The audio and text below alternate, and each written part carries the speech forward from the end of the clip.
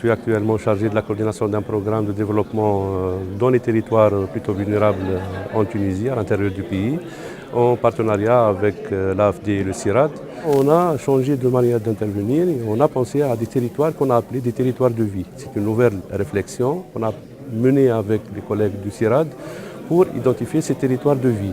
En fait, c'est des territoires homogènes sur le plan économique, environnemental et social. Avant, notre intervention était basée sur une intervention trop technique, ce qui était un découpage, un zonage sous forme de bassin versant. Donc ces bassins versants n'étaient pas immédiatement ressentis par une population qui est active et qui a des activités en dehors de ce bassin versant.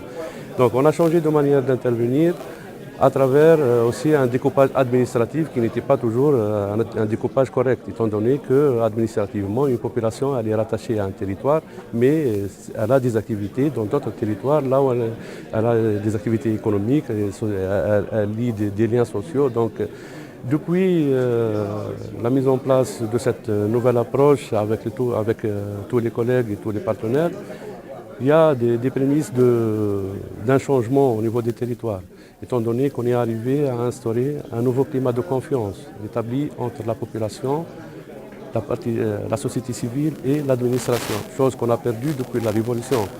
Donc c'est difficile de rétablir ce climat de confiance, mais heureusement on est arrivé avec la concertation, avec le dialogue, avec le fait de ramener tout le monde à réfléchir sur les mêmes enjeux, à avoir une même compréhension des enjeux d'un territoire, c'est déjà un point positif.